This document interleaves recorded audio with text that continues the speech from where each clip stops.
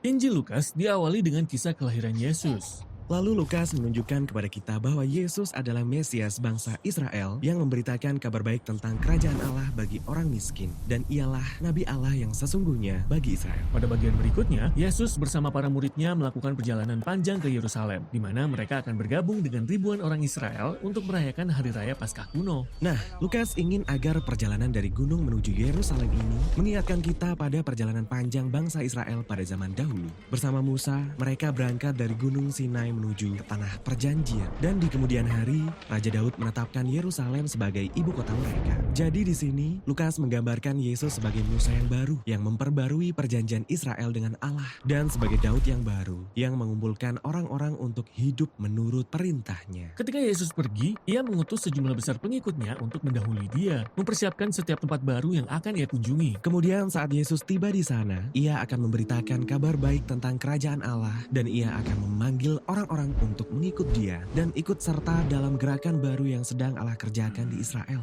Pada bagian ini, terdapat banyak pengajaran Yesus dan perumpamaannya, khususnya tentang bagaimana mengikut Yesus akan mendorong kita untuk benar-benar mengubah cara kita berpikir tentang uang, bagaimana kita menyelesaikan konflik dan memperlakukan orang miskin. Di tiap kota, Yesus membentuk komunitas orang-orang yang belajar untuk hidup dengan cara yang benar-benar baru, sehingga ketamakan diubahkan menjadi kemurahan hati dan kemarahan menjadi pengampunan. Dan dalam komunitasnya Yesus ini, semua orang luar akan disambut. Ya, kabar baik bagi orang miskin. Itulah salah satu tema utama Injil Lukas. Ya, kita akan banyak menemukannya pada bagian ini. Orang-orang yang tersingkirkan ia sembuhkan, para pelacur yang terhina ia jangkau, para pemungut cukai ia rangkul. Mereka inilah umat kerajaannya Yesus. Lalu para pemimpin agama Israel mulai mengamati dan mengkritik Yesus. Jika ia benar-benar Nabi Allah, mengapa ia menyambut orang-orang berdosa dan makan dengan mereka? Ya, bagian ini terdengar seperti pertarungan di perjamuan makan. Jadi Yesus mengadakan perjamuan makan malam ini sebagai simbol bagaimana kerajaan Allah hadir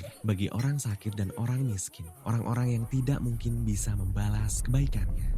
Yesus juga menghadiri berbagai perjamuan makan bersama para pemimpin agama Israel. Ya, dan ia menegur mereka dengan keras karena telah menjadi perkumpulan sosial yang arogan dan eksklusif. Namun mereka tidak mengerti. Karena itu Yesus menceritakan sebuah perumpamaan yang terkenal. Seperti ini. Ada seorang ayah yang memiliki 2 anak laki-laki. Anak sulungnya dapat dipercaya dan menghormati ayahnya. Anak bungsunya sangat kacau. Ia memberontak dan menjual harta warisannya untuk pergi jauh. Dan ia menghabiskan semuanya untuk berpesta pora dan untuk hal-hal yang bodoh. Kemudian terjadilah wabah kelaparan di negeri itu. Dan ia kehabisan uang. Jadi ia harus berjuang untuk hidup dengan menjaga babi milik orang lain. Ia sangat kelaparan sampai ia pun ingin makan makanan babi itu. Pada titik itu, ia berpikir, kalau aku harus menjadi buruh tani, mungkin sebaiknya aku pulang ke rumah dan bekerja pada bapakku. Setidaknya aku tidak akan makan makanan babi. Lalu ia berjalan pulang ke rumah sambil melatih permintaan maafnya. Di sisi lain, ayahnya yakin kalau anaknya tidak akan selamat dari wabah kelaparan. Tetapi suatu hari, ia melihat seseorang berjalan dari kejauhan. Itu anaknya, ia tidak mati. Lalu ayahnya berlari kepadanya, lalu merangkul anaknya dan mencium dia. Kemudian anaknya mulai berkata, "Bapak, aku tidak layak menjadi anakmu. Mungkin aku masih boleh datang dan bekerja untuk Bapak." Namun sebelum anaknya selesai berkata-kata, ayahnya memanggil para pelayan untuk membawakan jubah yang terbaik, sandal yang baru, dan cincin yang indah untuk anaknya. Mereka menyiapkan makanan yang terbaik untuk perjamuan. Ini waktunya untuk merayakan. Kemudian malam itu, kakaknya pulang setelah bekerja seharian di ladang. Dan ia mendapati adiknya si pecundang yang lama terhilang telah kembali pulang. Dan mereka merayakannya. Maka marahlah dia. Coba pikirkan, sudah bertahun-tahun ia setia kepada ayahnya, tetapi tidak pernah ia dirayakan seperti ini. Tetapi ketika anggota keluarga yang memalukan ini pulang, mereka malah merayakannya. Menyebalkan, ia tidak mau ikut dalam perayaan itu. Lalu ayahnya menemui si kakak di luar dan berkata, Anakku, engkau sudah berada dalam keluarga kita. Segala kepunyaanku adalah kepunyaanmu. Namun, kita patut merayakan adikmu. Karena ia telah hilang, tetapi sekarang ia didapat kembali. Ia telah mati, tetapi sekarang ia hidup kembali. Yesus ingin agar para pemimpin agama memandang orang-orang luar seperti Allah memandang mereka sebagai anak laki-laki dan perempuan yang telah direbut kembali dari kematian.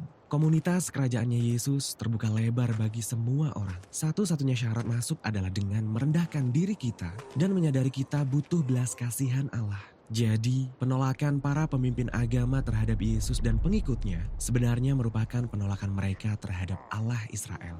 Para pemimpin agama tidak menyukai semua ini. Jadi ketika perjalanan Yesus hampir berakhir, konflik itu sudah sampai pada puncaknya. Ya, Yesus sedang menuju ke Yerusalem untuk merayakan Paskah ketika mereka bersekongkol untuk membunuh dia. Dan inilah yang akan dibahas pada bagian berikutnya dalam Injil Lukas.